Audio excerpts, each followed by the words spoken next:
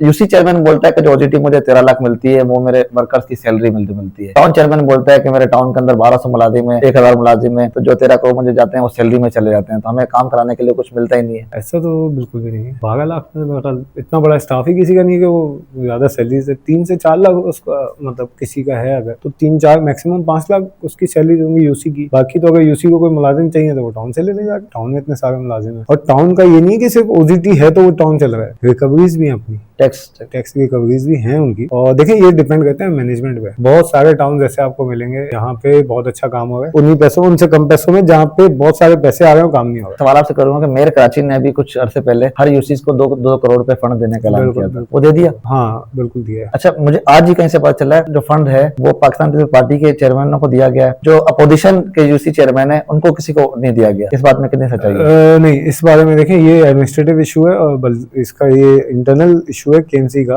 हाँ मुझे पता है कि कुछ चेयरमैन को मिले क्योंकि मैं राब्ते में होता हूँ सबसे, कि उन्होंने मिले और ऐसा नहीं किया कि पैसे उठाए और दे दिए। उनसे पूछा जाता है कि भाई कोई काम है तो बता दो। लाजिमी बात है केएमसी का मेयर है और पीपल्स पार्टी का मेयर है, तो जो उसकी पार्टी के लोग हैं वो पहली प्रायोरिटी तो उनको देगा ना कि मैं यहाँ भी कराऊँ, क्योंकि हर इलाके में कौरंगी से कितने हमारे इलेक्टेड लोग हैं और नाजमाबाद से कितने, काम तो हर जगह हो रहा है। लेकिन जो जीता हुआ है वो भले अगर किसी और पार्टी का भी, लेकिन वो वोट लेकर आया तो उसको भी देना नहीं, उनको भी दिए हैं, उनको भी मिले हैं बीच में उनको। अच्छा दूसरी बात ये कि देखें ना 12 लाख रुपए तो सबको एक जैसे मिल रहा है। 12 लाख तो सबको मिल रहा है।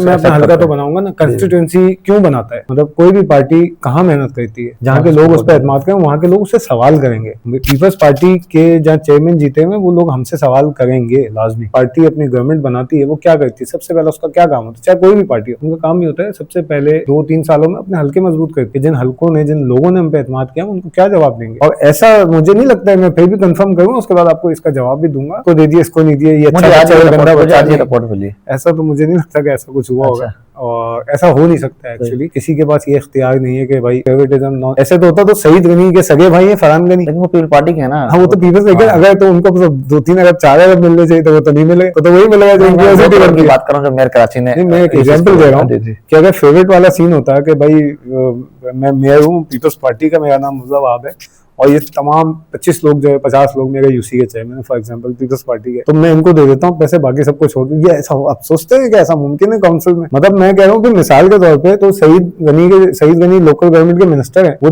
एलोकेट कर सकते हैं एक टाउन की तरफ, उनका हल्का भी वही है चनेसर टाउन ही, वो चाहे तो एलोकेट कर सकते हैं। ऐसा तो कभी भी नहीं होगा टाउन के पास फालतू के आगे अलग से निकाल के किसी ने दे दी। जो सबकी ओजीटी है, जो डिसाइडेड है, जो कैलकुलेटेड है वही मिल रही है, चनेसर टाउन को भी वही मिल रही है। देखें मैंने फिर आपको बताया ये मामला एडमिनिस्ट्रेशन का है। कोई टाउन तो बहुत अच्छे चल रहे हैं और कुछ टाउन है जमात इस्लामी के टाउन जाके देखें माशाल्लाह सारा सत्यानाश तबाह हुआ है, और कुछ ऐसे टाउन है, कुछ ऐसी यूसीज है, मतलब कुछ ऐसी यूसीज है इनको 12 लाख भी अच्छे, मतलब उनके उसमें से भी बचत हो गई है। कुछ ऐसी यूसीज है वो उधार में चल रहे हैं, मांग तांग के चल रहे हैं, चीजें बेच के काम चला रहे हैं, यही 12 लाख रुपए डिपेंडिंग अपॉन एडमिनिस्ट्रेशन के। मतलब मेरा पैसे खर्च करने का कैसा स्टाइल है और आपका कैसा है, हुकूमत का पैसा है, हिसाब लाजमी होता है इसका।